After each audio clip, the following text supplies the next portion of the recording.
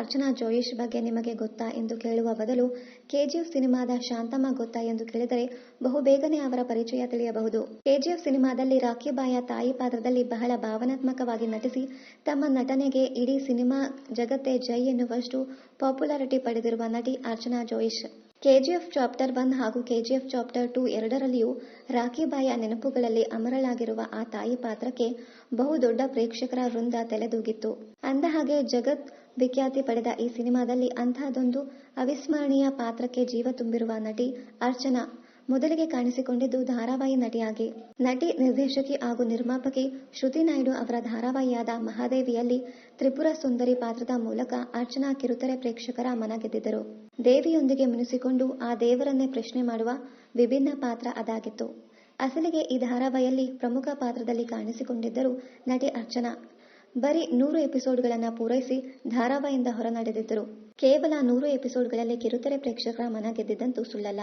KGF ಸಿನಿಮಾದಿಂದ ಪಡೆದ ಪಾಪ್ಯುಲಾರಿಟಿಯಿಂದ ಈಕೆ ಇನ್ನಷ್ಟು ವಿಭಿನ್ನ ಪಾತ್ರಗಳಲ್ಲಿ ಕಾಣಿಸಿಕೊಂಡಿದ್ದಾರೆ.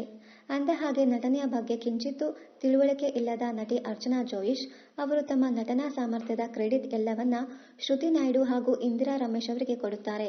ಅವರೇ ಹಲವಾರು ಸಂದರ್ಶನಗಳಲ್ಲಿ ಹೇಳಿಕೊಂಡಂತೆ ಸ್ನೇಹಿತರ ಒತ್ತಾಯಕ್ಕೆ ಆಡಿಷನ್ ನೀಡಿದ್ದ ಇವರು ಮಹಾದೇವಿ ಧಾರಾವಾಹಿಗೆ ಸೆಲೆಕ್ಟ್ ಆಗಿಬಿಟ್ಟಿದ್ದರಂತೆ. ನಟನೆಯ ಎಬಿಸಿಡಿಯಿಂದ ಹಿಡಿದು ಎಲ್ಲವನ್ನ ನಟಿ, ನಿರ್ದೇಶಕಿ ಶ್ರುತಿ ನಾಯ್ಡು ಹಾಗೂ ಇಂದಿರಾ ರಮೇಶ್ ಅವರೇ ಕಲಿಸಿದ್ದಂತೆ. ಅಸಲಿಗೆ ಆಕೆಗೆ ನಟನೆಗಿಂತಲೂ ನೃತ್ಯದಲ್ಲಿ ಹೆಚ್ಚಿನ ಆಸಕ್ತಿ ಇತ್ತಂತೆ.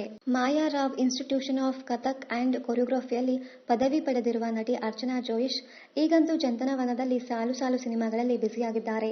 ದೃಷ್ಟಿ ಹಾರ್ಟ್ ಸೆಂಟರ್ ಹಾಗೂ ತಂಡದ ಮೂಲಕ ಇದುವರೆಗೂ 300ಕ್ಕೂ ಹೆಚ್ಚು ನೃತ್ಯ ಕಾರ್ಯಕ್ರಮಗಳಲ್ಲಿ ಹಾಗೂ ಪ್ರದರ್ಶನಗಳನ್ನು ನೀಡುವ ಹೆಗ್ಗಳಿಕೆ ಅರ್ಚನಾ ಜೋಯಿಶ್ ಅವರದು.